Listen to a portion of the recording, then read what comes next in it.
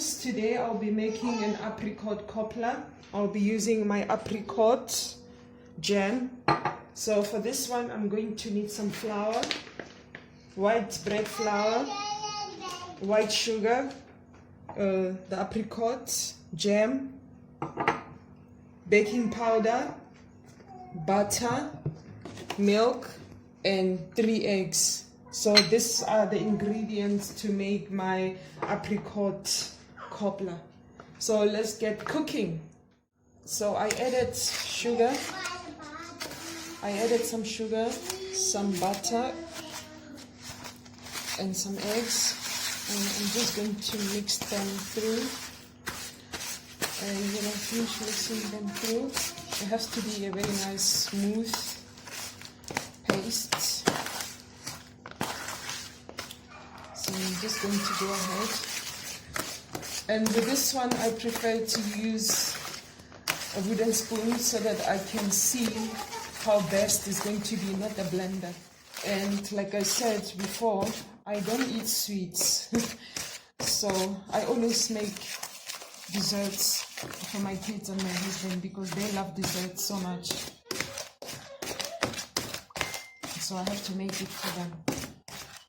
Of course you can buy in the shop, but I have added the apricot jam into a container, which I'm going to put now to the stove to heat it up. So this one is going to be the topping of the whole dessert.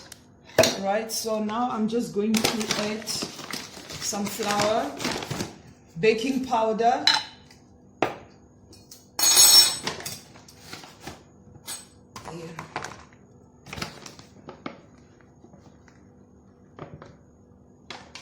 and I'm not adding too much flour because it's going to rise,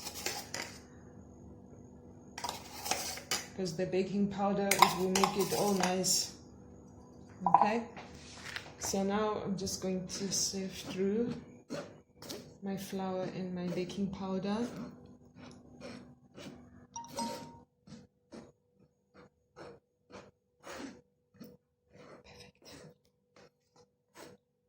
I feel that is best when I make anything. And for this one, you have to have strong arms so that you can mix the mixture, because you must remember that this is not a blender. You're using your wooden spoon. So you have to work it in.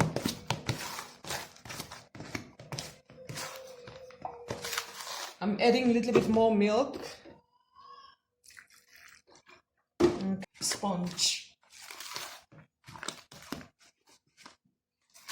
And now it's ready to go into an oven tray and put in the oven. I'm going to bake it about 45 minutes on a low heat. And I'll keep an eye on it to make sure it doesn't. I'm not buying in the shop. I can make it myself. It's cheaper. It's nicer. Yeah, that's it. Okay.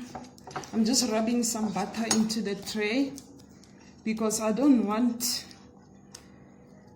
to make a mistake of not rubbing enough butter. If you don't do that, whatever you're baking is going to burn, and you cannot cut it out after that. It's just going to stay in the pan. So I'm just coating my tray nicely everywhere. I'm going to add my cake mixture.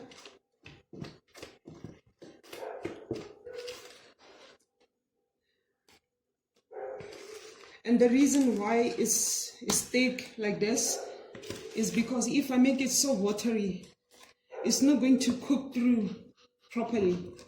It would take me such a long time to get it right. So this is like one of the best ways I discovered works best. And my daughter today, she's my cameraman, so yeah.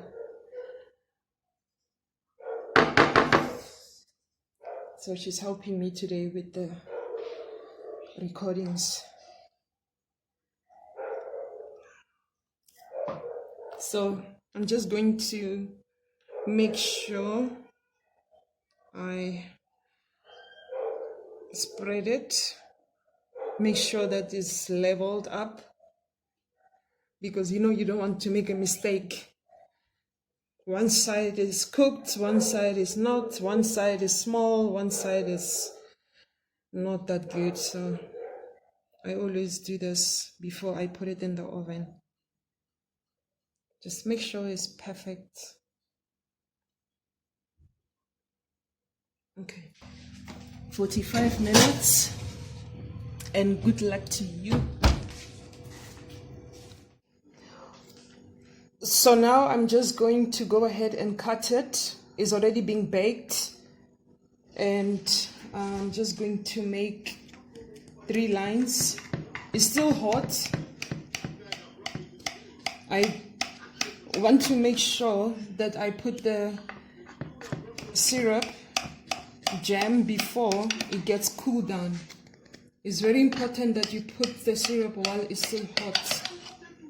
So I'm just cutting it to make sure it's going to soak into the cobbler. And you can use, like I said, you can use apricot jam, you can use any kind of jam that you like. I'm going to go ahead and sprinkle some cinnamon. The cinnamon, it will give it that nice cinnamon taste. And if you don't like cinnamon, you can just leave it out. And this is the jam that I melted, just to heat it up a little bit. And you don't have to put too much of it. You just need a little bit of it just to soak into your cobbler. And some people, they call it so many names.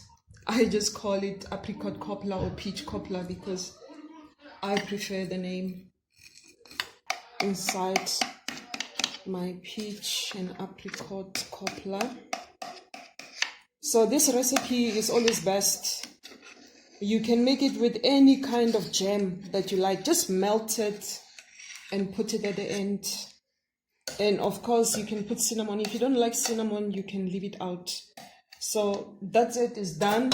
I'm just going to let it sit like this for about 2 hours. It's going to completely soak in the whole jam, and then it's ready.